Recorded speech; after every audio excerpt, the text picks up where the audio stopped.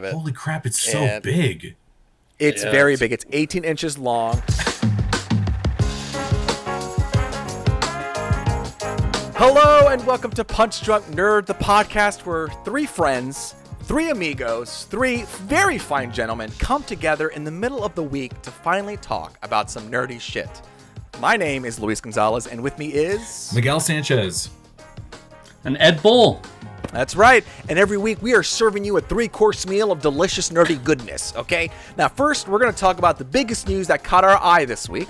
Then we're going to chat about what we've been into. And then we're going to wrap it all up with the main event, a discussion about Turning Red. Now look, as much as we all like to watch, read, and play every single thing we get our hands on, we just can't. It's not possible, okay? We're regular people. We're just trying to survive, pay our bills. So if we get something wrong, feel free to hit us up at Punch Drunk Nerd and let us know in the comments on YouTube, and we'll call it out in our next podcast. Okay, we're all trying to learn from our mistakes here. Okay, now let's get into the news, baby. Now, this is award season's coming up, boys. Okay, award season is coming up big. It's coming up strong, and one It's of the here, first, baby. It is here, and it is prepping for the Oscars. Three big awards came out that we wanted to talk about: the Critics' Choice, the BAFTAs, and the Annie Awards, which covers animation. Now, I'm just going to talk about some of the big winners for the Critics' Choice Awards, the 27th annual one. The big winners here: Power of the Dog. Okay, I don't know if you've seen it. It's on Netflix. Best Picture, Best Director, Screenplay, Cinematography. Wow. Dune, HBO, Production Design, Score, VFX, and Animated. Mitchell vs. the Machines. Got Best Animated, and I'm an editor, so I have to call out Best Editing, West Side Story, okay? Now, Critics' Choice also covers movies, also covers TV, so the big two winners of that one is Succession. Miguel, I know you're hyped about that one. You already know. Best Drama, Best Supporting Actor, Supporting Actress, and Ted Lasso, goddamn, came in with 4 wins with Comedy, Actor, Supporting Actress. Those are the awards for the Critics' Choice Awards. Ed, do you want to take over for the BAFTAs? Gladly. So, Power of the Dog again took Best Picture, as well as Best Director for Jane Campion. Dune was the highest winner with 5 wins for score, cinematography, production design, sound, and visual effects. And Encanto won Best Animated this time. And as far as everything else, kind of Will Smith winning Best Actor, Troy Kurtzer winning Best Supporting Actor, West Side Story came in with Best Supporting Actress and Best Casting. So that pretty much wraps up the big ones for the BAFTAs. Yeah, and I don't know if you cut off on my end, but just in case, to repeat it, Power of the Dog won Best Film, Best Director. Best film. And Belfast, Kenneth Branagh's Belfast won Best British Film for anybody who cares. And they have the Best British Film at the BAFTAs? That's its own category. Best like British having... Film and Best Picture. It'd be like having the Best American Film and then the Best Film in the Oscars, wouldn't it? Isn't that strange? Well, that's essentially what the Oscars is, isn't it? Well, yeah, I mean, I know, but we don't call it like speaking. the Best American Film and then the Best Winner, right? Well, it's just reminding the good people that there is a British film industry, and it can be good, you know. And Belfast is a great movie, so no complaints there. I'm excited to see Belfast. I haven't seen it yet, but I will. A one that's overlooked, I think, but it's very important, especially because we're talking about Turning Red. Pixar's Turning Red is Annie Awards. These are the animation awards. This is the 49th ceremony. And actually the first one, it was actually originally given to celebrate lifetime career contributors and lifetime awards. But then in 1992, it started pivoting to actually awarding individual work. And the first award in 1992 it gave for best film was Beauty and the Beast. So a little known fact. But that's a good one to start off with. Yeah, straight up. That's a great one to start off with. But for this year, the winner of Best Feature Animation, the one that took a lot of the awards, was Mitchell vs. the Machines, Sony Pictures animation for Netflix. If you haven't seen it, it's about a story of a father and daughter trying to connect as the daughter is trying to move on to college. It's a very sweet, loud, Scott Pilgrim-y type of movie. I love it personally. And then for TV was Arcane. Took a lot of the awards, right? Games and Fortitude, I think is how you pronounce it, for Netflix. It's based off the video game League of Legends, and they've taken some of the lore and they made it into a whole story. I've never played League of Legends, but after watching Arcane, I really want to play. It was really cool to jump into something without not knowing anything about the IP at all, and just being taken away by the story. It was really great. It's about two sisters and their relationship as they kind of work their relationship back together again. But yeah, I mean, after all of these winners, what do you guys think? I mean, are these forefront winners for the Oscars coming up? Do we think that Power of the Dog is going to take it all? Oh, man. It does seem like Power of the Dog is heading that way. That's the hot one. It is the hot one. And you know what? The movie is pretty good.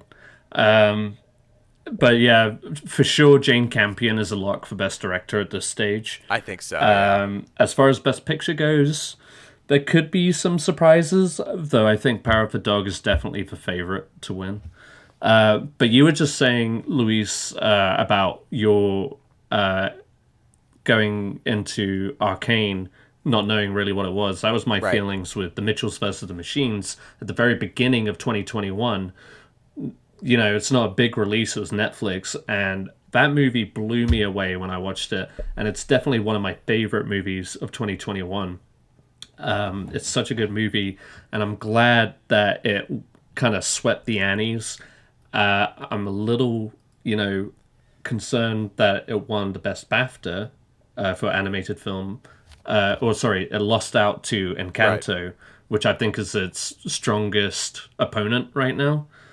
And Encanto is a great movie too, but Mitchell's versus the Machines is like such, I don't know, but it's like Spider-Verse, Spider-Man Into the Spider-Verse level. It's such a great film and so funny, really well written. The animation is incredible. And like I've seen it maybe 3 times now, and it holds up each time. So I would love for that to go into the Oscars as a front runner for Best Animation. I really hope that one wins. I think its only drawback is that it came out so long ago, and Encanto is still so hot right now. My kid, we watch Encanto at least 3 times a week. You know what I mean? Yeah. Not to mention all the songs that came off of Encanto very catchy. too. Yes. Yeah, I mean, we don't talk about Bruno, guys. No. We just don't do it. I'm so over these fucking songs.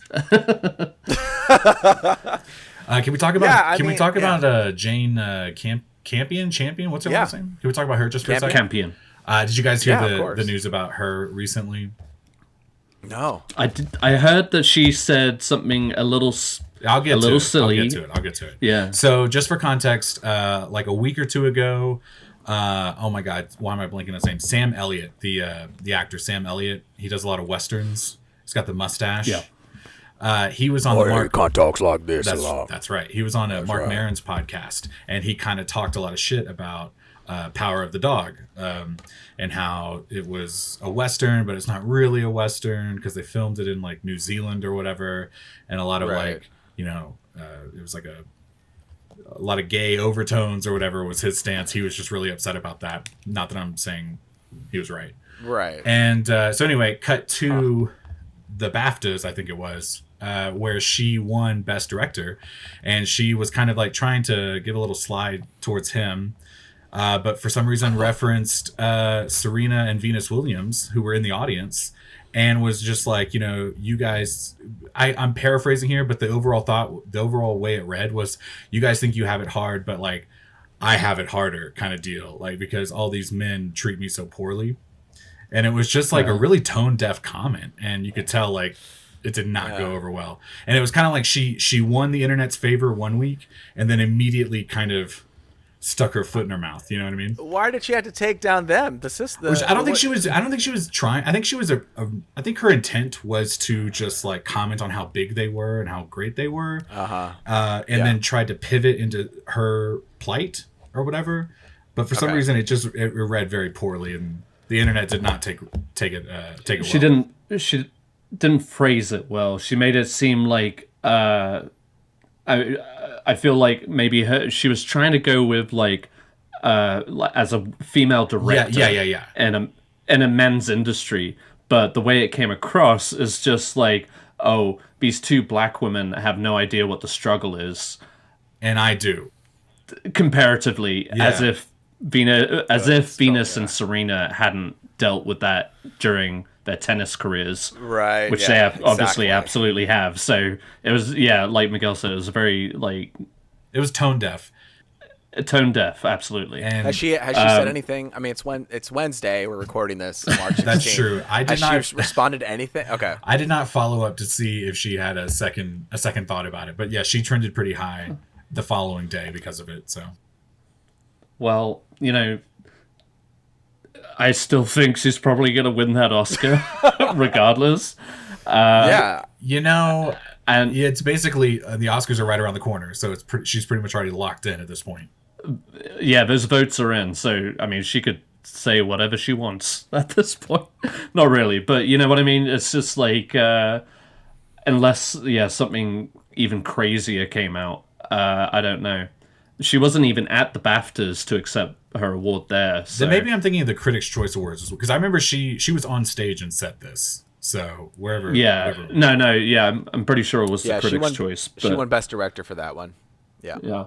Since we're talking about Venus and Serena, just real quick, we don't have to talk too long about it, but I think this is, and I've been saying this privately, I think this is Will Smith's year. I think he's going to win that Oscar. Oh, for sure. It's a lock. I really want him to. I know Benedict Cumberbatch was, also in talks or whatever about maybe getting it. Yeah. Which I could still see it going that way. The Oscars do like to kind of, the whole run-up. Fuck it. The whole run-up has been one person, and then they pivot at the last minute. But I'm a Will Smith fan, and I totally think he deserves it, and it's definitely a good role.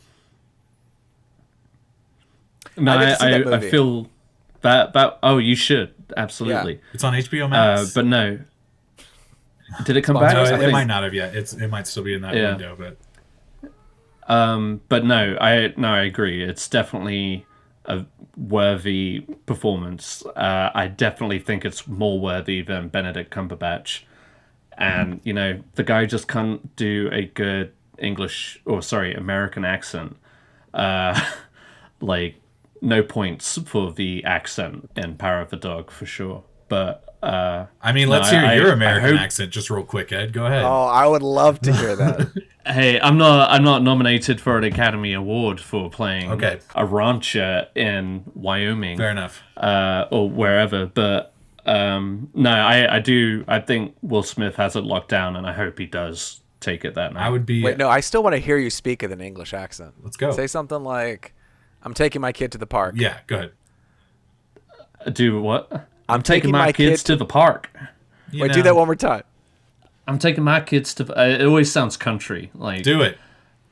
It's because I'm bitter. I'm taking my kids to the park. I'm here recording the podcast. It's so. Park. You hit park. You hit Podcast? park pretty well. That's the one. I'll give you points for the word podcast. park. Podcast. Podcast. Beautiful, Ed. Beautiful. We're gonna nominate you for a Webby. Okay. So Is that a real we're it is your thing. And speaking of TV real quick before we jump on over away, I haven't seen Succession. I have seen Ted Lasso. I love Ted Lasso. And I'm so happy that it's getting the attention it deserves. It's really crazy because it follows a story about a man who's divorced from his wife, and he moves to go coach a soccer team, even though he only has experience coaching for football. In reality, it was actually happening to him in real life, So he was having a divorce, and he was cutting it through COVID, and it's just, it's just a very sweet, heartwarming. Very uplifting. It's very uplifting. No, me and Sarah just finally got around to watching it, and we love it. It's great. And then, Miguel, are you excited that Succession is winning it? Do you think it's deserved? Succession is the show. Like I said previously, I got COVID earlier this year, and I just kind of sat in my room and binged Succession for the first time. There's 3 seasons. 3? Or is it 2? It's 3. It is 3, right? Yeah. It all blurred together for obvious reasons. But no, it's a great show. And I was just looking at that. It's Kieran Culkin and Sarah Snook. They won Best Supporting Actor and Supporting Actress in Drama Series. They're definitely very good. I think Kieran Culkin is a little quirky for my taste, but I understand why people like him. You know. This was definitely the season for him to get an award if he was going to. They fleshed him He out is a such little bit. he's such a prick, but he does it so well. And Sarah Snook, this was a good highlight for her. Everybody was really good this season. I feel like, yeah, I mean, the first 2 seasons, I think Brian Cox had been winning the awards. So it's nice to see some of the rest of the cast start getting some recognition. Really is a great ensemble. I can't wait for season 4. So good. So good. Luis, Well, you when don't season 4 watch comes it? in, I'll binge the other 3 seasons. You How better about do that? it. You better do it, you son of a bitch. I'll do that. Now, ladies and gentlemen, we're going to move on, talk about this next bit of news. Last week, if you were paying attention to our debut podcast, my goodness, we went over reacting to the Obi-Wan Kenobi trailer, and we were talking about how potentially, we might see Darth Maul appear in it. Ed, are you still with us, Ed? Forgive us, folks. I believe we lost Ed. We're to ball. Okay, this is good. We'll edit this out. If you guys are watching on youtube.com/punchdrunknerd. Actually, not yet. We need 100 subscribers before we can claim that username. Are you serious? That URL. I'm very serious. Yeah. You guys, let's bump That's why up these last numbers. week I was.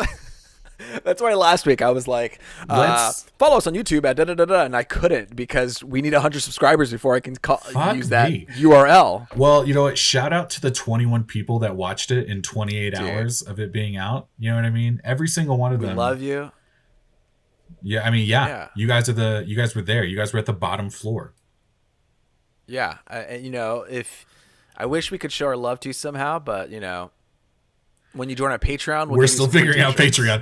We're figuring out Patreon, exactly. Man, okay, So, yeah, we're having it was a good momentum until we get him back. I feel like we were there. You know what I mean? I know we were really rolling. I think for our second week back, Yeah. I think we're doing pretty good. Yeah, you know what? Let's take a moment to self-criticize ourselves and see how we're doing. I Yeah. think we're doing pretty good. We started off strong, no interruptions. Yeah, except for now. Yeah. Except for now. I think I could have seen more of these movies. I promise you that. I've been very busy, so I haven't been able to watch a lot of these movies. It's tough. It's tough. It is tough. But by the time we get to the Oscars, I'm really hoping that we do. And Edward Ball has returned, folks. Guys, I'm so sorry. He's back. The suspense was killing us, but it's okay. We all became closer as audience. We and kept it listeners. moving. We kept it moving. We kept it moving. That was the right thing to do. Now, Ed, just to inform you, we talked about Obi-Wan Kenobi last week. Yes. And we were saying, Darth Maul could be in there. We heard "Duel of the Fates," Oh, the my song God. that Darth Maul fought Obi-Wan and Qui-Gon Jinn. He in the did. famous Phantom of the Menace. Unfortunately, we've heard news that he has been replaced, and that he was originally supposed to be written as the villain, but was written out, and Darth Vader and his Inquisitors have been written in.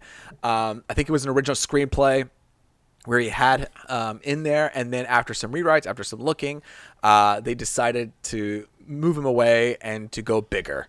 I gotta say, Dave Filoni was involved, and Favreau and Kathleen Kennedy. Yeah, go ahead. Like I've said previously, I'm not the Star Wars guy, so I know other people have better opinions about it than I do. So shut up. So I mean, I won't, because I'm a Leo, and we don't do that. All right. Good. No. So to me personally, Darth Maul is one of the most interesting villains. No shade to Darth Vader. I get he's the big bad guy. You know what I mean? I understand his reverence in the Star Wars lore. I've seen Darth Vader a million times. You know what I mean? Now, I did not watch the cartoon show. I know a lot of people really enjoyed that. And I'm going to call it a cartoon show just to be a dick. You know what I mean? Hey, it's a cartoon show, but it's a good cartoon show. No, I totally understand. And I just think that I know that Darth Maul showed up in the Han Solo movie for a very brief bit, but I think it would be just totally amazing to see him fully fleshed out again, especially with these characters years later and where he fit in. So I was really bummed to find out that he was almost in it and then scrapped completely. I got a question. Yes. Do we think that this could maybe be misdirection? Oh. Because... go ahead. Sorry. So, my feelings are... I mean, yes, everything you said, Miguel, I agree with. So, I would be severely disappointed if they didn't attempt to incorporate Darth Maul in some way, and I just don't believe that they aren't doing that. A big part of it, like, he may not be as central to the story, for where, and I'm going off of the Clone Wars here, but depending on where he is, and I mean, as far as I'm aware, he was in prison whenever we left him in the Clone Wars. So it would be interesting to see him come in. I don't think that anybody in that creative staff, from Jon Favreau to Kathleen Kennedy, whoever the fuck is headlining, I don't think they're going to miss that opportunity, even if it does come down to just a shiesty cameo or whatever, to only open up to another season, even though they said this was going to... Yeah. Oh, absolutely. I think they'd be missing a huge opportunity. I think they also set him up in Solo, like you said, Miguel, and that was only briefly, but it would make sense for them. And granted, if they want to stick to that Darth Vader Inquisitor storyline, that makes sense.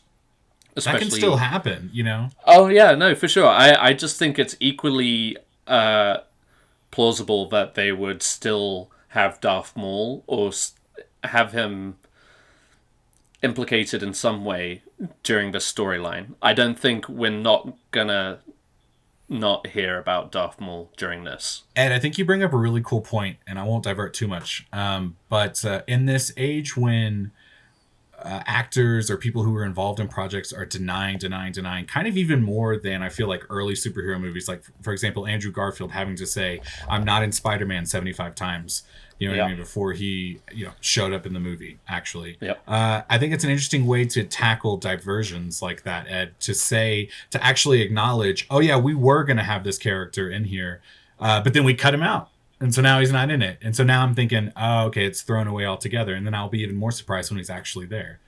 Yeah. It's a good tactic.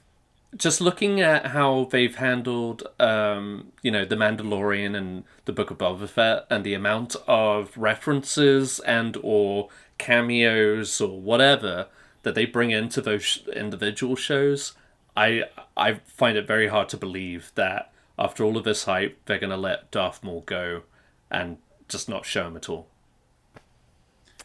Fingers crossed. Fingers crossed. Yeah, I think, yeah.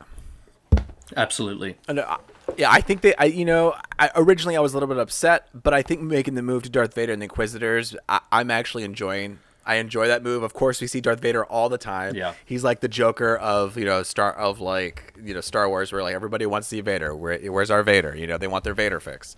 Yeah. But I think especially with Obi-Wan and Anakin, like it's a very personal story, and Vader was able to confront Ahsoka too in Rebels, and that was such a key important moment because Ahsoka was like almost a daughter to Anakin. That's the kind of relationship that I had. Or like a younger, he kind of was acting in that fatherly way to Ahsoka, and so they had a very strong relationship, and I think that Obi-Wan deserves to have some type of closure or some type of thing to like meet Anakin again or meet Darth Vader and have some sort of face-off, to have those two butt heads, even if it ends up, in a very like Shakespeare drama, like where it ends up in a sad note, but at least they got to see each other for who they were. And I think having the Inquisitors are good bad guys because their mission is to literally go find Jedi and kill them. And so this is literally what Obi-Wan has to do, is hide Luke Skywalker from the Inquisitors finding him. And himself. And himself. Yeah. Exactly. And they're very good at just feeling out the Force and saying, I feel something there, and they'll go hunt it down. So it's like Obi-Wan is going to have to, close down, or like really like, not use the Force as much, so he won't flag them that he's there, so he's going to have to get really gritty with it. He won't be able to use the Force a lot to like, raise a red flag for them. For sure. I think it'll be interesting. I think Darth Maul could show up at some point, maybe like a little cameo, like he's in the background. But they're so rich of like other characters could show up. They're like Ahsoka could show up, or even Cal Kestis from Jedi Fallen Order. He could potentially show up too. I think Oh, for sure, for sure. I wouldn't You be surprised if the Emperor showed up at some point. Yeah. Like seriously though, I mean, Well, because the Dortmund is still alive. I mean, why not? I don't think anything is off limits as far as the Star Wars extended universe goes. And I'll just say it here right now. I think Darth Maul is going to show up in this series. he calls it, folks, right here, right calling it, now, yeah. Wednesday, March 16th. Ed has called it. I struggle to believe that they would just cut that completely. Just like, it doesn't work when they know exactly that's what people want to see. No, it's going to happen. We'll see. Well, I hope to see a little cameo. Maybe I hope to see a little bit more of his story. You know, I like seeing me a little Maul. For sure. Speaking of red characters, we have Deadpool, who's coming out with his third movie with Disney. Good segue. Yeah. Now, as we all know, Disney has bought Fox and has acquired the X-Men, Deadpool, and Fantastic Four. And with that, they're going to bring Deadpool into the MCU world. It's rated R. What are they going to do? Don't worry, they're going to keep it rated R. But who's going to be the director? Well, they've looked for this guy named Sean Levy to direct it. Now, they've worked together in Free Guy and on the Adam Project on Netflix. But it's really interesting when you go back and look at his past credits. He did Unbreakable Kimmy Schmidt, Night at the Museum trilogy. That was his big baby. Date Night, Big Fat Liar. Loved that. That was the first time I saw Paul Giamatti in a movie. Can you believe it? Oh, I do. Yeah.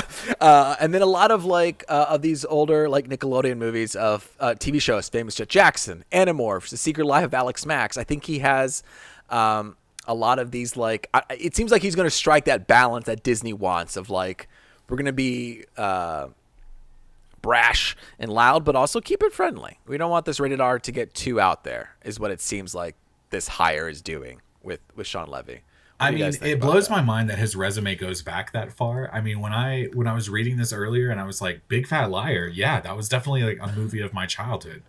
And then all these TV shows that I absolutely watch, all the way to Secret Life of Alex Mack, that was early 90s, you know what I mean? Yeah. And I was like, okay, this dude's gone back. He's been in the business. Why is he blowing up all of a sudden? I guess it's just this team up with Ryan Reynolds was super beneficial for him. You know what I mean? I just did the last 2 projects with him. Sorry, he did the Adam Project with Ryan Reynolds. Is that right? Yeah. Okay. And the Fall Guy, right? Free Guy. What is it? Free Guy. Free Guy. Okay. Jeez. I always get that mixed up. Which I watched a little bit of. I haven't finished it yet, but it's definitely a fun vibe, and you can see why Sean Levy would be someone that could handle the Deadpool character and potentially take it to the next level, especially as they're merging into Disney now. He could be someone that has the right vibe. I am pretty curious how they're going to handle, Louis, you were talking about the R rating. That's going to be kind of, maybe not a first. I mean, a first for a Disney property, maybe, I don't know, but for Marvel for sure. I did notice today I was logging into Disney Plus to watch the Panda movie. That's what my kid keeps calling it, so I keep calling it the Red Panda movie. Awesome. And as I logged in, they just recently put all of those Netflix Marvel shows onto Disney. So Daredevil, I'm assuming Jessica Jones, all them as well. But I saw Daredevil specifically. And before I could log in, they made me kind of readjust my settings to allow a TVMA TVMA content, and I had to opt into that. So it's they are definitely signaling to audiences, we're going to take it to another level, and there's going to be some sort of parental control as far as parents and streaming and in the home, but to be ready for some more mature content. So I'm kind of looking forward to Deadpool to see really how they strike that balance. Well, Hulu has been their surrogate, as it were, for all its Fox R-rated content. In everywhere else in the world, they have Disney Star, I think it's called, where they have all of that adult content. So, yeah. Yeah, because Hulu, for some countries they can't stream Hulu. So what Disney does to solve that is, if you go to Disney Plus, you have different hubs of Nat Geo, Star Wars, Marvel, Pixar, and in other parts of the world, you have a hub that says Stars, and Stars is where they kind of host all their Hulu content that that you may not find in other countries. It seems we've lost Ed again. Please be patient, but we're going to continue on with the show here. I think that this is going to, I think Sean Levy seems like the perfect guy to kind of strike the perfect balance. He's friends with Ryan Reynolds. It seems like Ryan Reynolds is already kind of like owning Deadpool a lot, and I think that's the reason why the original director Tim Miller left, is because Ryan Reynolds really took control, and he's like, well, he's taking more control. I guess I don't have to be there for Deadpool 2. So we can trust Ryan Reynolds is going to keep the tone of Deadpool, that rated R feeling, and Sean Levy can kind of help ground him, keep it, what Disney wants. Of course, I don't know these people, but this is what it seems like from it's the vibe outside. for sure. No, I It's the understand vibe. what you're saying. Like, it definitely a harmonious relationship, probably. Yeah, that's so interesting. I didn't know that they added the TVMA rating to opt in, but it makes sense because, The Punisher is not a family-friendly show at all. I mean, there's like that prison scene where he comes in and he just creates a bloody mess, and then there's the Jessica Jones, Luke Cage. And I like that I had the option to opt into it, so that if I was like a stuck up Karen and I didn't want to see any of it, the fact that I could put that away and still enjoy the service, I can see why that's profitable for Disney. So, yeah, I'm looking forward to it. Exactly. Now, every week we have a little new segment here called Release Updates. It's not a catchy name, but it is a name. So we're going to talk about some of the things that are coming out that just got announced, or some new trailers, or some new release dates that got announced. The Batman, of course, it's in theaters, but it's also coming to HBO Max on March 19th, and it's premiering on HBO on March 23rd. April. Miss Marvel. Oh, April. Thank you so much. April 19th, HBO Max. April 23rd, HBO premieres. On demand, HBO Max, April 19th. Check it out. And then MCU, they just dropped a Miss Marvel trailer, which is changing the game on her powers and how it works. The new trailer is dropped. You can expect it on Disney Plus with 6 episodes on June 8th. Umbrella Academy Season 3 returns June 22nd on Netflix. New Boys trailer. That premieres on June 3rd on Prime Video. Barry, which we just heard today, Season 3 airs April 24th. And if you're a fan of kitty cats in shoes, well, tune in to Puss in Boots for The Last Wish. That's coming in September 23rd in theaters. There was also, we got some photos of Mr. Joaquin Phoenix. Ed, you posted about this story on Napoleon. Yeah, I mean, this is just kind of me like nerding out to the fact that Joaquin Phoenix is going to play Napoleon Bonaparte in a Ridley Scott directed epic, which just that's what I'm here for. You know what I mean? Like, perfect casting, like the right director for the setting, and I just give it to me all day. You know what I mean? Like, I'm so excited. Napoleon, the Napoleonic era is my favorite period in history. Oh wow, that's amazing! I love that. This is like a dream come true. I like pirates. Joaquin Phoenix. I too. Pirates existed for a long time. No, they didn't. They didn't exist. This is going to be existed for a long time. Actually, with the 2 movies that Ridley Scott just came out with, like, I'm very excited. And Joaquin Phoenix, I feel like he's definitely a person who just doesn't pick projects at random. So the fact that he's doing this, I feel like hopefully there's a good script behind it, and something that's going to live up to the character, the persona that is Napoleon Bonaparte. So I'm very excited. I can't wait. That's a good point. I hope it has a good script behind it. You know what? I'm going to take a second. IMDb, Napoleon. Here we go. Well, who's doing the movie? 2022. It's based on a book, for sure. The original title was Kit Bag. Of course, the studio changed that. Just call it Napoleon. Yeah. Well, I'm hoping that it's a good. Oh, here it is, Napoleon. Who's writing it? David Scarpa. This is what I like to do sometimes. I like to see what they've written in the past. Davey. Get an idea. Good old Davey. He wrote The Man in the High Castle. Yeah. All the Money in the World. I've The heard Day that's the Earth good. Stood Still, and The Last Castle. I like The Last Castle. Oh, The Last Castle. Okay, I've seen that movie. Yeah. Yeah. Okay. Well, I'm excited to see this Napoleon. People, I cannot wait. It's gonna be. I strongly hope it's gonna be great. But as of right now, I'm very excited. Ed, before we move on, just real quick, like, what's your favorite like historical fact from the Napoleonic era? Well, let me tell you, Luis, you probably haven't heard this one. So in 1815, Napoleon fought the Battle of Waterloo against the Duke of Wellington. It was his final battle. And Luis, would you care to take a guess at how many horses died that day? And let me put it into context here. There were roughly around 72,000 men on either side. Probably a lot more than that, actually. But like to give you, and that was all on a battle that was fought in one day. So 72,000 men. Roughly how many horse? 50,000. Yeah, how many? 50? Like 50? 50,000 horses. Horses? Yes. I overshot it, didn't I? No. A little bit. Don't be silly, Luis.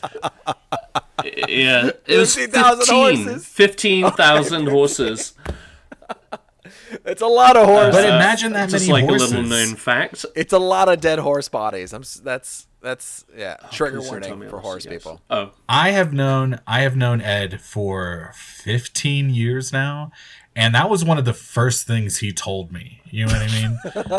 Yeah. I know that fact to heart because of this asshole. that's actually how I introduced myself. It's like, hey, I'm Ed Bull. Did you know that 15,000 horses died at Waterloo? You should get cards made up. No. I mean, they probably will touch on Waterloo, if I had to guess. It will be brief, but a Battle of Waterloo movie needs to be remade because so much happened on that day. It would be just fucking fantastic. Well, we're looking forward to the mountain of dead horse bodies when it comes to Napoleon Bonaparte. Super hyper realism. Now, Yeah, I want Christopher Nolan to do it. So he uses real effects, i.e., Dead real horses. All dead. Definitely not allowed. Just like in the we're about industry. to. Yeah, just like we're about to experience a nuclear blast from his next movie, Oppenheimer. If he did Waterloo, horses, watch out. You heard it here first. Horses, watch out.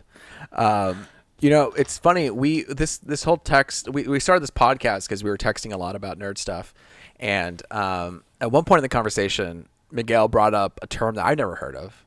It's called giving flowers. Oh. Have you heard of this term? Yes. What is this term? So, yeah, I am just like one of those people that's always on the fucking internet because my phone is in my hand about 99% of the day. I'm a piece of shit human being.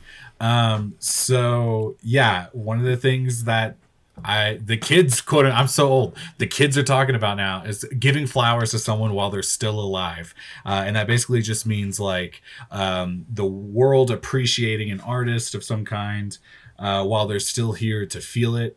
One of the first times I heard that was in reference to DMX, like right before DMX died. The internet kind of blew up with like a lot of love for him, and then he passed shortly after, and so that was how I first, in context, heard that term. He got his flowers. Well, I love that term so much. We figured we'd start giving flowers to people weekly if we do so choose. And starting off on a podcast is not easy. Okay, we really depend on you, the listeners, to like, subscribe, and all that jazz. But for this week, I think I want to give out a flower to a gentleman called Benji. All right, he left a note with us saying that he said the DCEU has potential, but seems to be in a perpetual tailspin most of the time. I think that's a valid point. And I'm glad that you had the commentary and you had I don't know, Shout out Benji the Cooksey. initiative to expound out. Yeah. I really appreciate that. Thank you, Benji. I gave DMX as an example of someone who received flowers while they were still here. And then we're going to go with local Houston celebrity Benji Cooksey. No, I do want to give him a shout out though, because not only did he listen to our podcast, our first episode, and not only that, he agreed with something we said. Thank you, Benji Cooksey. But he just recently put out a song. You guys go to Instagram at Benji Cooksey or at Benji Cooksey Music. You're gonna hear "Out of Austin." It's one of the hottest songs of the summer. We'll play it at the end of the episode just for you, Benji. Shout out. Oh, I love that. We're definitely gonna do that.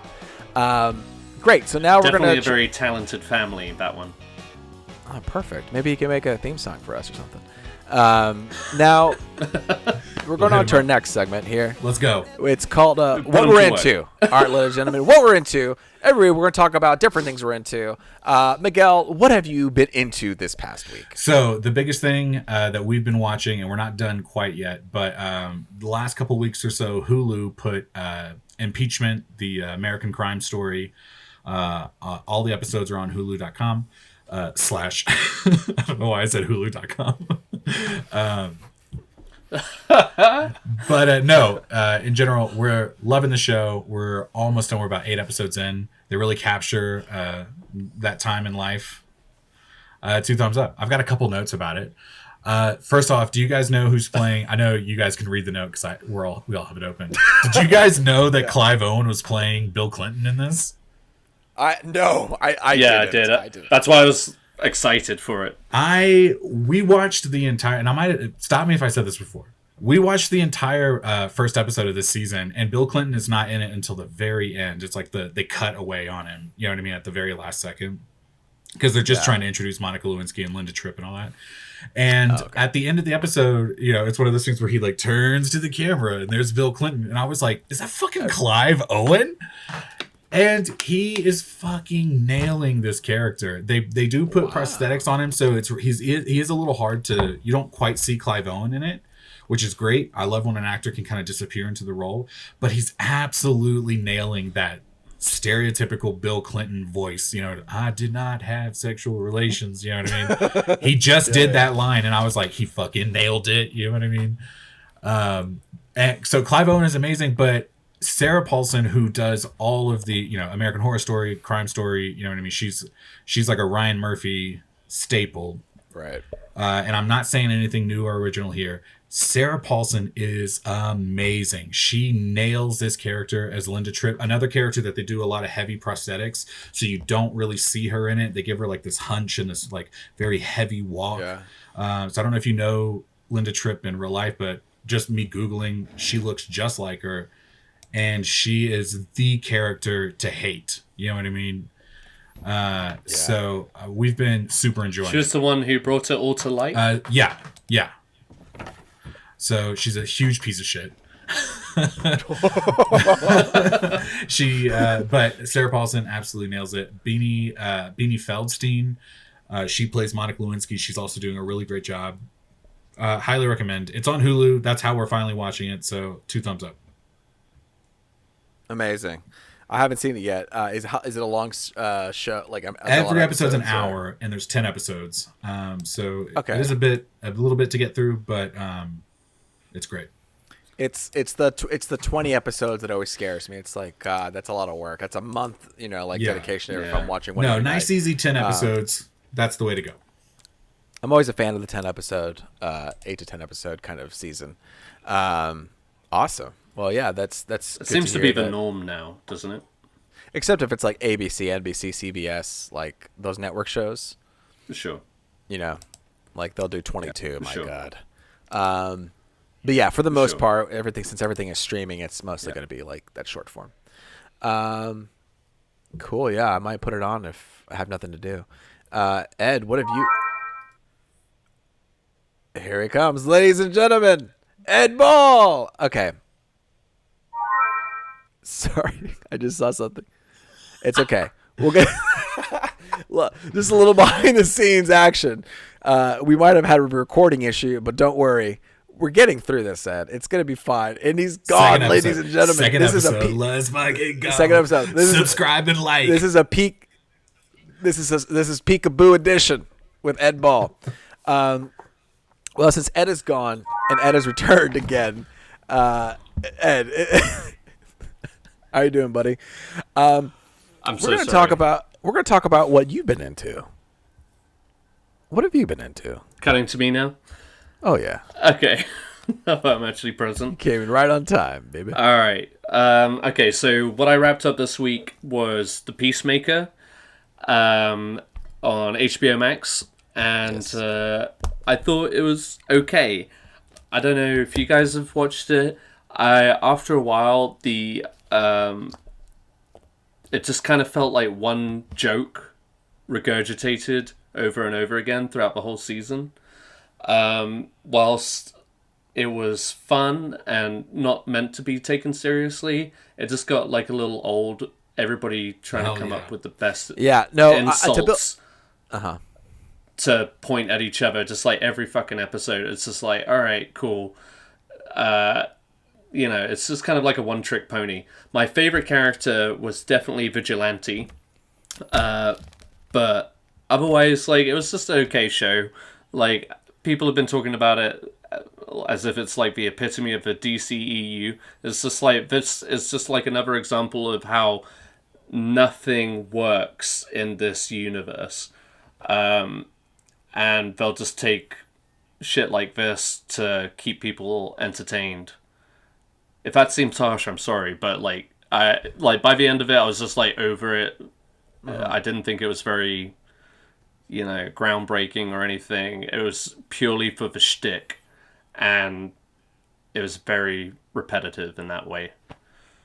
I always appreciate James Gunn. I think when he's making movies or TV, that he's having fun, and I think that's what I like. That's what I'm getting out of when I see his shows. It's like he's having fun. I'm having fun. I agree with the note that there's some of the comedy and the jokes were kind of one noted at times, but it also really enjoyed some of those emotional, vulnerable moments, like when John Cena gets to the piano and he kind of plays it. Like, definitely, he's really good at going into those like vulnerable emotional spots. I think I would have liked a little bit more of that in Peacemaker.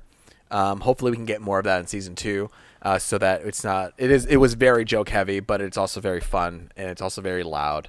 But yeah, I can agree with your take. That isn't to say like I was definitely having a jolly good chuckle with each episode, but towards the end I was just like, okay, I mean it really is like a lot of the jokes are people just regurgitating, just coming up with the most I don't know, just like random insults that involve pop culture or whatever references at each other, and when every character is doing that to one another, it just gets a little tiresome. Ed, I think Luis and I talked about this last week, but you hadn't maybe watched it yet. What did you think about the Justice League showing up at the end of the season?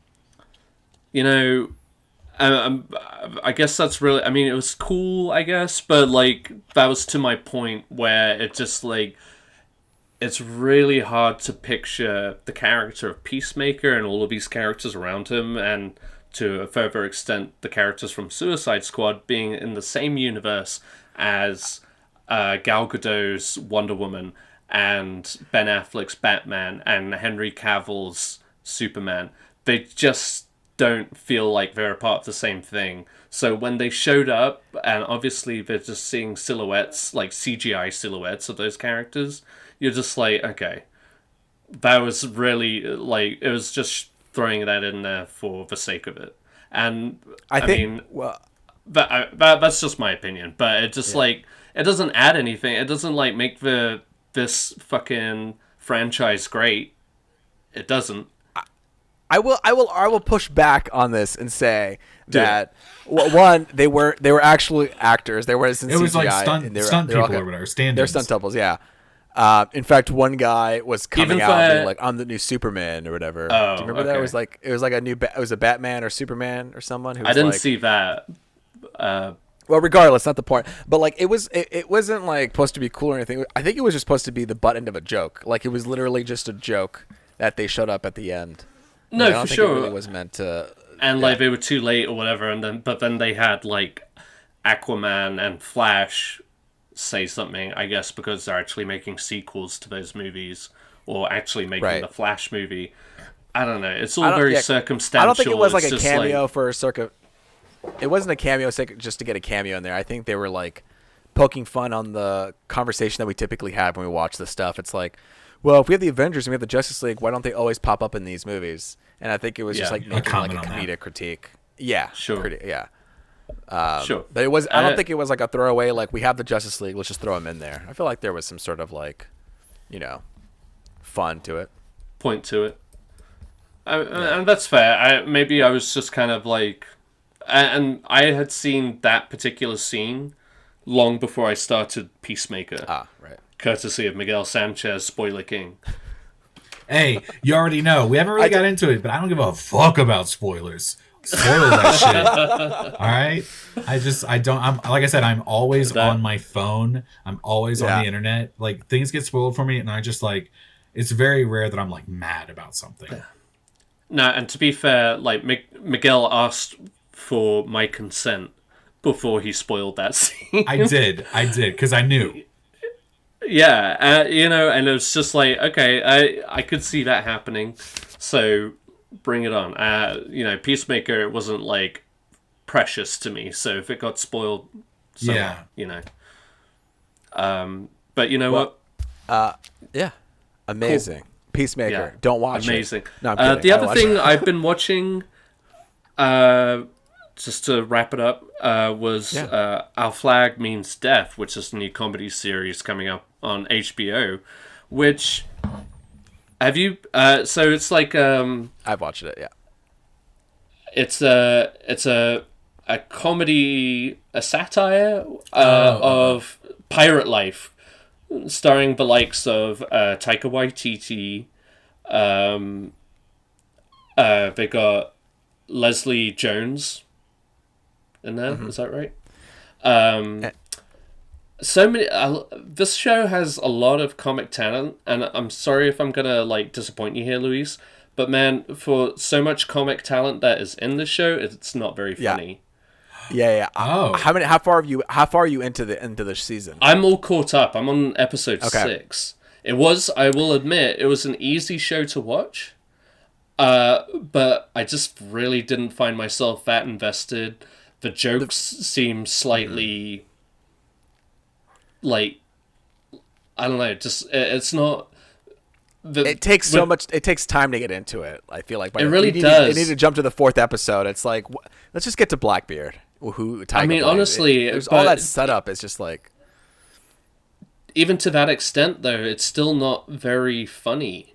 Like, even when he arrives, I still haven't found myself like really like invested in it. It's just like, a lot of the jokes fall flat. It's a lot of the characters aren't really that developed. They're just kind of thrown at you, and you just kind of take it as it goes. And it's like, yeah, that's funny, like situationally, but like overall, again, like it's just disappointing with the talent involved, I think.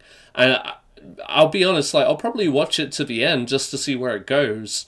And, maybe after this season, I'll decide if I want to keep watching it, if they do more seasons after this. But, like, as of right now, like, I'm 6 episodes in, and I really haven't had the most amazing time watching it. But Yeah, I like pirates, and I like comedy. I like Taika Waititi.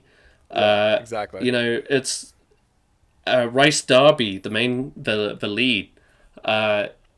I enjoy him a lot of the time. Like, he's great in shows like What We Do in the Shadows and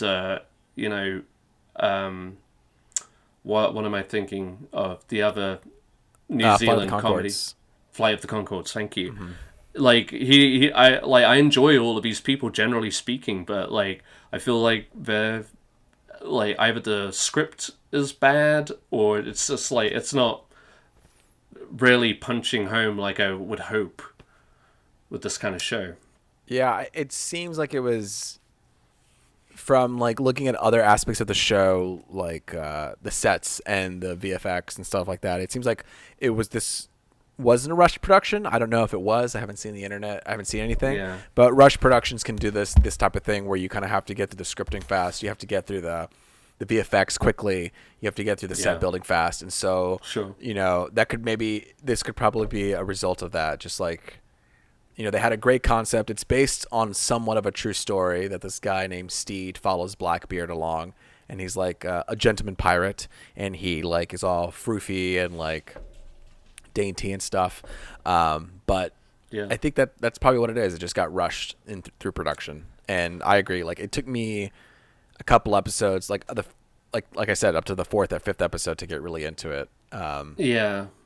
I was and again, okay, well, with that big of a cast, you think you would get a lot more, just like a flow of comedy, but it's very just kind of like, let's see where this joke goes, and I don't know, Absolutely. maybe it's funny to see Blackbeard as a softie kind of thing, but they don't really like delve into that. So again, I'll probably watch it till the end, and I mean, because I'm already 6 episodes in.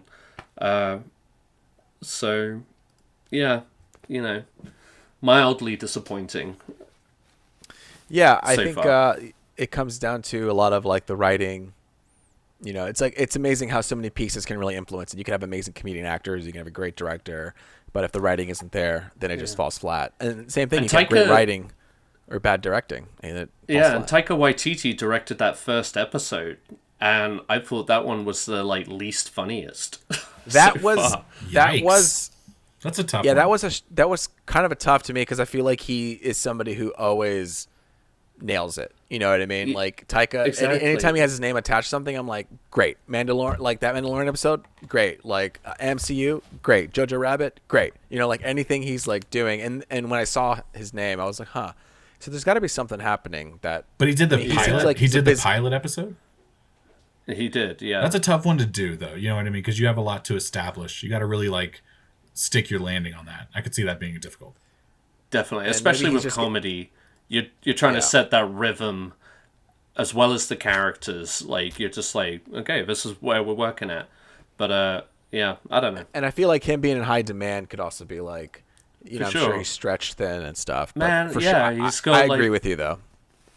Yeah, so it felt kind of just like a little fun project for all of these, again, really funny people to partake in. And I don't think they found like a real good comedic rhythm to it. I don't know. It misses more than it hits. Yeah.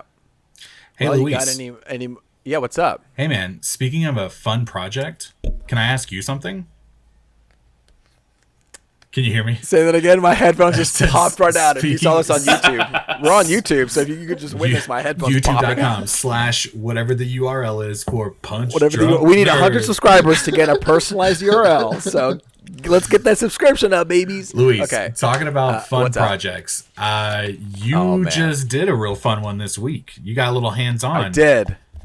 And if you go on our YouTube channel, you'll be able to see more of these clips, but I'm going to explain it to you. So I got a Lego Technic Batmobile. Okay. Now I have to thank Ed, because Ed is the one who kind of like fathered me into Legos, and now I'm running with it.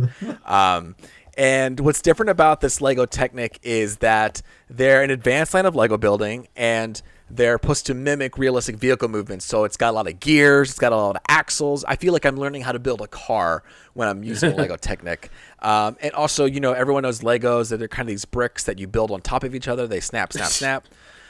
Lego Technic's a little bit different. They have these like little pegs. I don't know if you can see them. They're tiny little pegs. And so you're given just like a piece of plastic with a bunch of holes, and you're given a bunch of pegs, and you stick the pegs in there yourself, and then you connect everything. That's like IKEA and when I finally furniture. got to yes, it's like IKEA furniture, but with like this Lego thing. And so the Batmobile that I had, and they do a lot of the Technic Lego branch. They do a lot of cars. They do Dom's Dodge Charger from Fast and Furious, construction vehicles, things that'll like utilize those like gears and axles. So I wanted to try it out because I've already done normal Legos, and I said, okay, let me see what the this one's like. So this one is 1360 pieces. Wow. This is my Batmobile.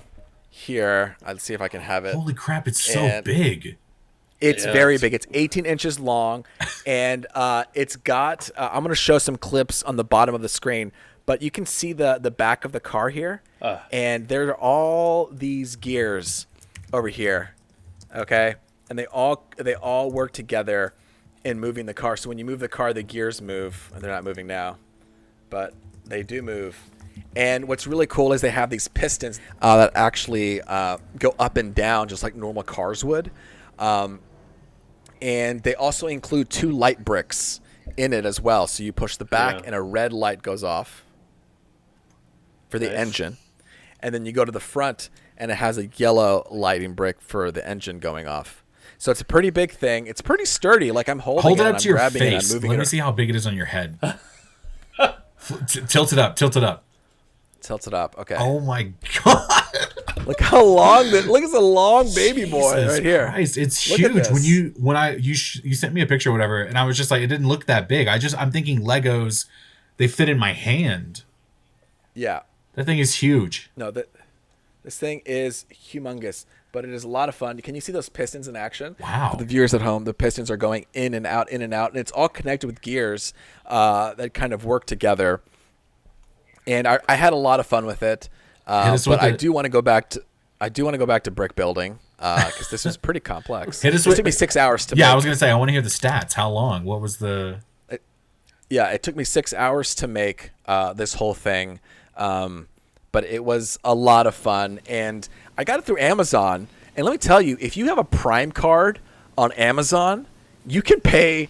It was $100 on Amazon, but if you have a Prime card, you can pay $17 a month. 6 months, no interest. This is not a sponsored video at all. I'm just telling you the facts here. When I found that out, I was shocked. And I was like, this is a problem because I'm going to be getting more Lego sets with this kind of deal. Like $17 a month to pay for this, no interest. Come on. I mean, this thing is huge. I had a lot of fun building it. Look at these fat tires. And I just love all the moving pieces in it. And typically when you build like Lego stuff, they always hide like little things in between. But that's not the case in this one. It's just a lot of like, I don't know, putting pieces together, which is fun. So, I really love it. It's really awesome. The only problem right now is finding a place to put it in. And then Sarah, my fiance, is happy that I made this because she said, now if I ever get in trouble, she has something that she can break. And that's sad. So I've given her. Hey, Lego is sacred. We don't make threats like that. I know. But maybe in your house, Ed. To threaten. It's got swivel doors as well, and it's got a cute little look at this cute little thing in there. That's cool, right. man. Anyway, it's really fun. Luis, and if you want to see what it looks like, please go to our YouTube channel and you can see what the Lego sets looks like. But if not, just listen to my words. It looks really cool. Trust me, bro. Trust me. That's the door clicking. Okay, it's very, very cool. And then I also where's the timer? I'm looking at my timer because we went too long. A little over an hour. Okay, we're a little over an hour here. And then just to roll right into the next topic, I watched Inside Pixar, which was a short form documentary series on Disney Plus. It covered a lot of like the inside of how Disney works. It was really interesting because there were 20 episodes, but they were divided into 4 different like groupings, and they were kind of produced differently as well. Where the last 10 episodes were very VO driven and felt very differently than the first 10 episodes. I really enjoyed the first 10 episodes of it because you got to just have genuine and honest a view of how these people create content for Pixar. And it seems like a lot of it is just like, hey man, what are you going through? What's your story? Let's use those vulnerabilities to just tell stories. And it was really cool how collaborative everybody was and how the best stories are the ones that are more personal to you. And yeah, I have a cool story about something, but I think I'm just going to move past that and let's get right to the feature discussion, which is Turning Red, It is Pixar's 25th feature-length animated film. It's available on Disney Plus. It is directed by first-time feature director Domi Shi, who did the Pixar short Bao. And this actually was supposed to come out in theaters, but because of COVID and uncertainty, they moved it to Disney Plus. I also think they did it because they want to beef up Disney Plus to make sure people use the platform more. So there you go. And this movie is set in 2002 in Toronto. It's a coming-of-age story that follows a 13-year-old Chinese girl named Mei, and she's struggling to find the balance in being a dutiful, and perfect daughter to her mother while hiding all her newfound personal interests, like her love for boy band music, her new crushes, and her unique set of friends. Oh, yeah, and on top of all that, she turns into a red panda.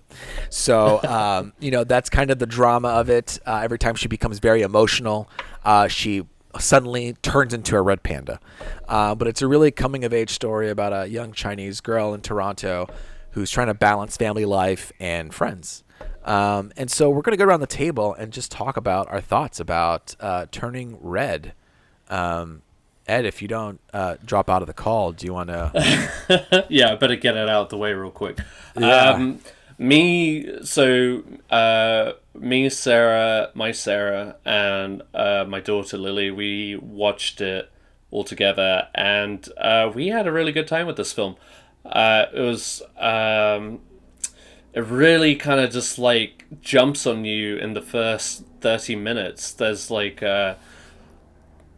just like a punch in the face of style and music and just like culture and everything. It really kind of puts you right in the moment, and then from then on, you get deeper into the story. But it's a lot of fun. We had a lot of laugh out loud moments, and overall, I mean, pretty much for the majority of it, I was thinking, like, what is my 3-year-old daughter thinking of this? Like, I'm sure so much of it went over her head, but I mean, overall, I mean, as you were saying, Luis, it's kind of unique in the Pixar series of films to be just kind of like a very kind of straightforward coming of age story, and obviously with a typical Pixar twist, but yeah, we had a lot of fun with it. We really enjoyed it. It was a lot of laughs from beginning to end, some tears here and there, which is, if you don't have tears in a Pixar movie, they're doing something wrong. We really enjoyed it. It was a good watch. I would recommend to a lot of people. And I'm just, we'll get into it, I'm sure, but like, it's a movie that I think would have done very well at the theaters. But Agreed. Yeah, that's where I'm at. Well, Miguel, what do you think about that? Yeah, sorry, I wasn't sure if we were going to say anything to transition. I watched it. Yeah, I watched it too. Yeah, I saw it today for the first time. I thought it was okay. I definitely didn't have like a strong negative or positive, super positive reaction to it. I thought the story was pretty good. There were a couple of moments that really captured me.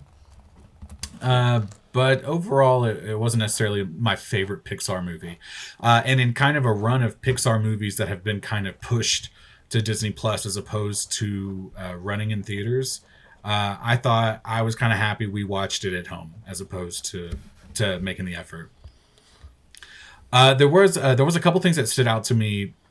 Kristen and I, we watched Monsters, Inc. with our son recently, and one of the things we talked about was how even Monsters, Inc. came out in 2001, and if you watch it today, the graphics they hold up. You know what I mean? And I bring it up because Sully, John Goodman's character in Monsters, Inc. is this big furry blue character. And we cut to 2022 for this movie, and this big red panda. I was telling Kristen, how can you really improve on these graphics in 2001 because they're still so good? Yet they found a way, with as texturized or whatever as the character Sully was. I feel like I could touch him and I could feel him. This red panda, I could see like a million more hairs. You know what I mean? Yeah. it feels, because we see so many Pixar movies and we've been in them for so long, these changes feel so kind of tiny sometimes. You don't quite realize them, but when you look at something from 2001 to today, you find these tiny moments to say that these are actually pretty big differences. I appreciated that aspect of it. I missed that it was. Kristen and I were laughing about this. I totally missed that it was in the early 2000s for like most of the movie. At the beginning, that they give her like a burned CD. She has like a Tamagotchi on her backpack, and to me, I was like, yeah, this is childhood. Yes, this is correct. This is present day childhood, because that's what I went through. You know what I mean? And it wasn't until later in the movie she opens a flip phone or something like that, and I was like, why is there a flip phone in this movie? That's when it dawned on me that it was all the way back in early 2000s. Just to quickly throw in there, I also was unaware that it was set in 2002 until I had finished the movie and I read a review about it. It's like, oh yeah, it's set in Toronto in 2002. I was like, that is so specific. And I guess the only hint I would have drawn from that is the Tamagotchi, but so many things that were from then are coming back into circulation now. So I was just like, no, it's just like these kids are doing the same shit kids always do. It's like taking old things and making them popular and making again. them cool. Yes, that's what Chris. So the fact that the fact that it was 2002, way over my head.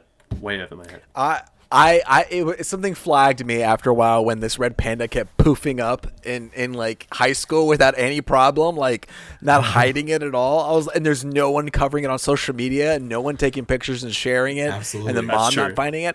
After a while, when it kept happening, I was like, why is no one, like when she goes to the party and she just keeps poofing as a red panda, I was like, this would be live streamed. This would be on, Instagram. And then I don't know what it was, but something clicked where it was like, oh, this is in the past, whatever. It's pre-internet. I didn't know it was 2002. It was exactly. It's pre-internet. Right, yeah. No one was sharing. It was like totally fine. Everyone was like recording with their camcorder. You know what I mean? Yeah. Which is crazy, because I feel like that was a camcorder that I had growing up, one of those Sony ones. But yeah, I mean, I kind of had the same feeling with you, Ed, where it like starts off right in your face. It feels very Edgar Wrighty, Scott Pilgrim-y, a lot of quick zooms, and a lot of it seems, and I think it is inspired by anime. So you could see a lot of those character faces, like one friend's character, her eyebrows are all the way high up. There's like those speed lines when they're cooking. A single tear or a glisten in the eyeball. Yeah, it just has those feelings of like being inspired by anime. Yes. And it was really loud, but then it really got very sensitive and hits home at the end, which I really liked. Yeah. This is a story that's personal to girls who grew up Chinese, and they're coming of age. And I know it's a very different experience than what I've had growing up. But I always do love seeing these type of stories because I've never experienced these things before. So it's nice to see what those type of people go through, but at the same time feel like, oh, I can still relate to this person who's going through these changes and is embarrassed by their parents. And, but like, see, oh, well, the way that they deal with Chinese traditions and pressure of the family, that's something that I've never experienced. And I can't even imagine having that built into me, or like having that pressure. I will say the one thing that got to me was this idea that I don't know, this idea of a red panda. Like everyone kind of has their own personal red panda that they have to deal with and embrace. And like some people want to throw it away, some people don't want that part of them. And this movie was about, specifically for the main character, was embracing the red panda. The mom and everyone else, they didn't embrace the red panda. But she did, and she couldn't let it go. And to get kind of personal on this podcast a little bit, I have ADHD, and that's like a part of my life that I have to grow up with and deal with. And I think there are positives to it, and there are things that are difficult to deal with.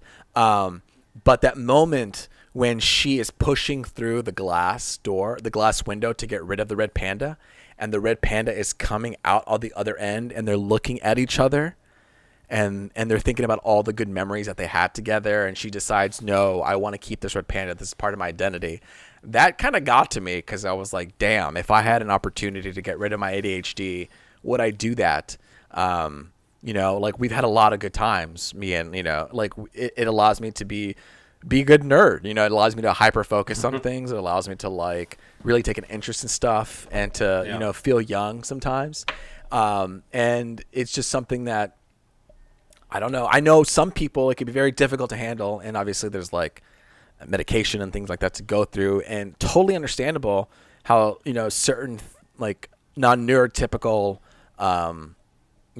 things people can't handle, and they might want to get rid of the red panda. And some people want to keep the red panda because that makes who they are. And so for me, I was like, damn, this really kind of hit home for me, at least that point of, you're given something in this life and you kind of like are making room for it as you hit puberty. I don't know, that was kind of like my personal attachment to it. But on a technical note, I thought the fluidity of it was really great and beautiful. So yeah, I don't know. No, I think what's great about this movie is there is something for everybody to relate to. It's not just like exclusively a coming of age story for girls or women. It's it kind of touches on that with a lot of the characters that you see in there. And even from May, the main character, from her perspective, you still get that, that secondhand embarrassment, which we've all suffered from our parents and stuff like that, and whether it's for our best interest or not, we're still embarrassed by it, because of how they react to it. They don't know how to react to it. Parents are always... they feel like they're stuck in the past, and they're always just like, oh, kids these days, yada yada. This is very much a part of this movie too, and no, I mean, I think from what I've seen, it seems to resonate with people in a different way, but yeah, no, for that, it's kind of. It doesn't take any big leaps as far as plot. It is just a purely contained story about this girl growing up, coming of age, yada yada, and facing the pressures of her family, which has become a trend. And like that was kind of the main theme in Encanto too. Granted, that's not a Pixar film, but you know what I mean. It's dealing with the pressures of, your elders and family expectations and how crippling and overwhelming it can be. And, you just kind of explode out of that. So, I mean, to hear these different personal stories where people are kind of connecting to this movie kind of makes it all the more meaningful. Especially from, like, you, Luis. It's just... yeah, I mean, I was looking forward to watching it again after we finished it, to be honest. I feel kind of bad because I didn't have any kind of connection to this movie other than, a couple of moments. Like, I remember high school or middle school being embarrassing, you know what I mean? Totally. Yeah. But other than that, I just wasn't super as invested. I definitely walked away from it going like, I felt like that could have been a really powerful, like, short, you know what I mean? Maybe a little bit more condensed. Yeah. I will say, Ed, you were talking about, or you said something that kind of reminded me about this. The internet was kind of like back and forth about the mom character, Sandra Oh's character, and how, like, I guess, like, one of the question marks about this movie being good or bad was like, well, the mom's really bad. The mom's not a good mom.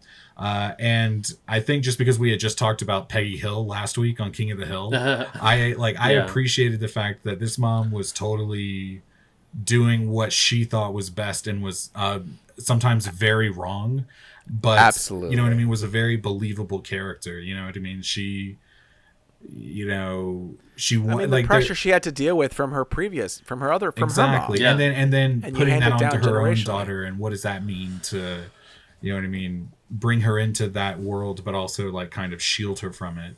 and the struggle of that. So I totally understood. I bought that character. I understood why, she worked there. She actually had one of the coolest moments of the movie for me.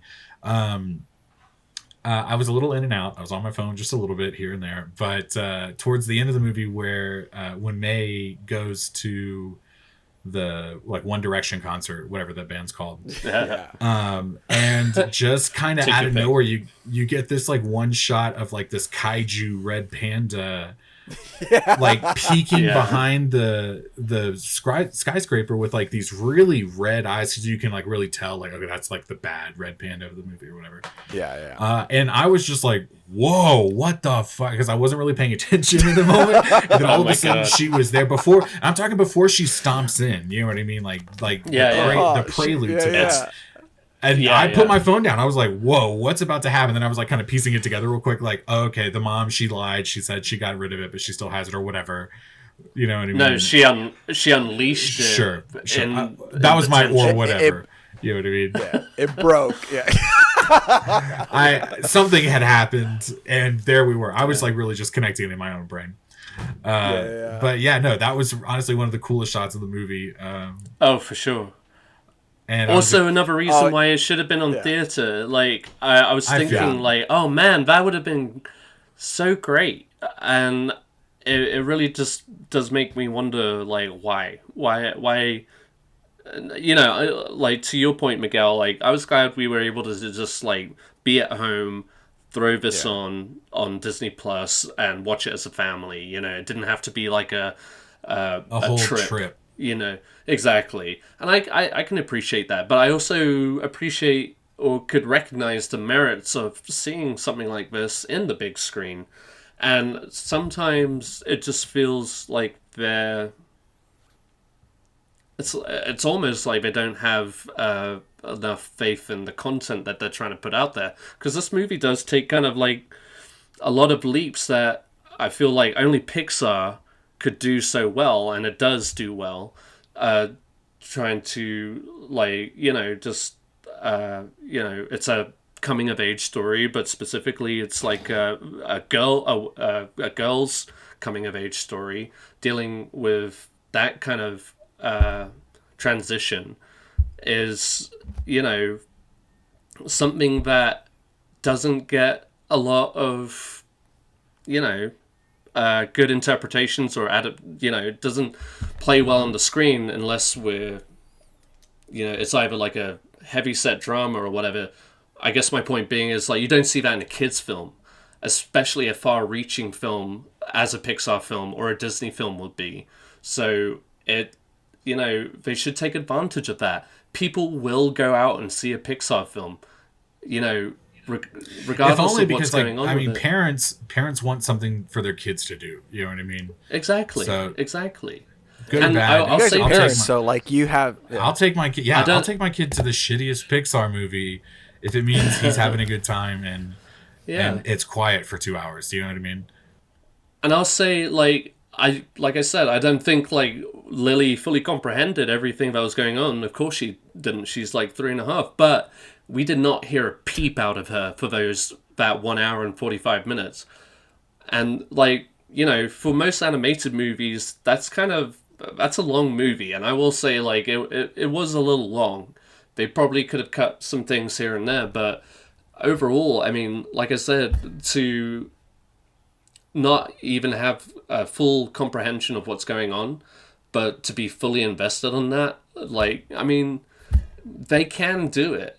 I don't know if it's just the state of the theater industry right now or what, but Disney of all people can afford to make those risks, and I think they should, and I think it will pay dividends. And this movie kind of does a lot for self-empowerment. You're just these are all four of them kind of nerdy, geeky girls, and to normalize that, can only be a good thing. So don't hold these what could be a huge step forward for a lot of people by just exclusively showing it on streaming. And granted, you're going to get a lot of access because everybody streams. I get that.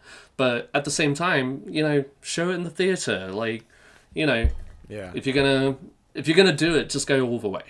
You know, these movies, and I can guarantee you, the Yeah, I mean, director made this movie with the intention on it being seen on the big screen.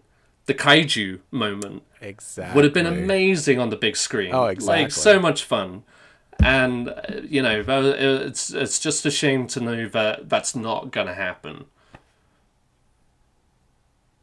Sorry. Yeah, I rant mean, over. these movies take. No, it's this all great points. You know, these movies take 3 to 6 years to make, depending on the movie. And with all that time and dedication, you have a goal that, hey, you know, even pre-pandemic, like, this is going to be in the theaters. And it just hit that spot when the new variant came. And I remember when we were planning out all the movies and TV shows we're going to watch for this podcast, this was still going to go to theaters. And then as time went on, it got shifted to Disney Plus because of the pandemic scare. And they just, you know, didn't want to risk it losing attention.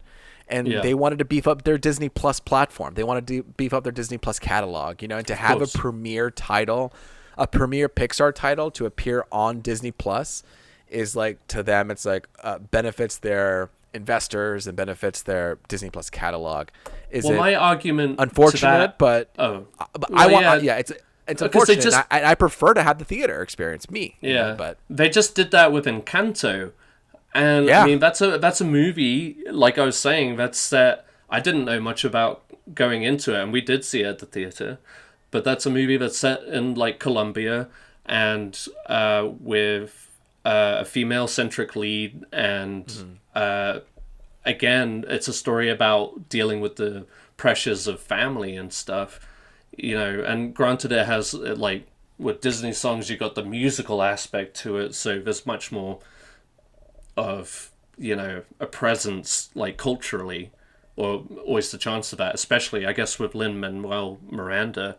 But, like, Pixar, go back to the early 2000s, Pixar was the saving grace of Disney.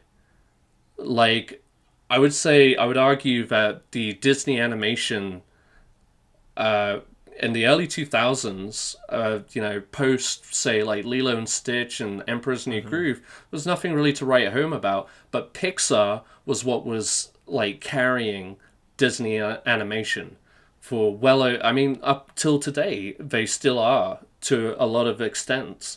And they're different stories, yes, but they, having just taken that big leap with Encanto and succeeded, you would think just like, oh yeah, we can do like either same day release on streaming or do what they did with Encanto and did it like a month later straight to streaming after theatrical release. I mean, it seems silly. And again, like, Disney is a company that can afford to make those risks, and I think they would benefit from making those risks. And I just went on another rant again. All this is making me think. No, it's good. Just that, like, I remember the first Pixar movie that got pushed to Disney Plus was that movie Onward. And I remember at the time, obviously because there was so much going on, that was like kind of the start of the pandemic, basically. But at the time, it was just like, that's pretty incredible that a Pixar movie would be kind of pushed to like this sideline thing. And the fact that it's happened, obviously because of COVID, it's happened a couple times, and here we are today watching this movie on Disney Plus. It does kind of make me wonder, like, are we about to see kind of like I don't want to say like de-evolution, but you know what I mean? Like, is Pixar about to like go straight to Disney Plus kind of from now on? You know what I mean? Like, are they going to see that this is a more profitable route for animation, and is there going to be like some sort of loss of quality? You know?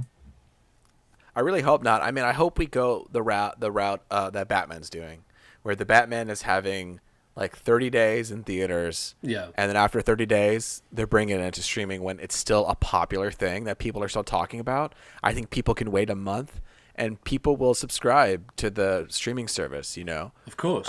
Just for that. Just for that. Yeah. Some people will be like, oh, I'll wait a month. But then it gives people 30 days, which is when like all the box office really matters, is that first month of just having it out in theaters. I think with, you know, things kind of returning to normal again, I'm hoping that we don't have that anymore with Pixar and other movies. But who knows? I mean, I don't know. It could be, maybe that'll be a strategy of like, these will be straight to streaming service. But those movies take so much time to make. I don't even know. That's as a consumer, I'll be happy to wait a month and see a movie or a project on a streaming service that I probably already subscribe to anyway. right. It's like easier. I don't have to worry about getting a babysitter and this and that. It does kind of make me think a while back. And if Ed can go on 2 rants back to back, I'm going to do one tiny little mini rant. Okay. Hell yeah. I'm sorry, guys. No, you're I'm good. fucking around. It reminds me, Matt Damon was on, I want to say Hot Ones, the Wings show on YouTube. And he was mentioning that, back in the day, you had like VHS DVD sales. So a movie didn't have to live or die on its like opening weekend or just run in theaters. It also had this second wind at home media. You had to purchase these things. And so there was money to be made. And then when the kind of DVD thing kind of died out because streaming became such a big deal, that it really became so important for movies to have a really strong opening weekend, a really strong run in the theaters, because that's where they're going to make all their money. And because of that, the quality of film shifted. We went from being able to see tiny little independent comedies or whatever, to now I only can watch Marvel movies. You know what I mean? It has to be something that like is an absolute success. So as we move to a model where something like Batman, where I can see the movie in theaters for 1 month, 30 days or however much, a little over 30, and then I can just watch it on streaming. How is that going to affect, you know what I mean, the content that we actually get to see more and more on films? Is going to be more and more and more narrow. It has to be, the biggest thing possible. Otherwise, we're never going to see it in theaters again. What I'm basically saying is I'm worried, you know what I mean? Like the theaters are basically dying out, you know what I mean? And it's going to be just at home forever.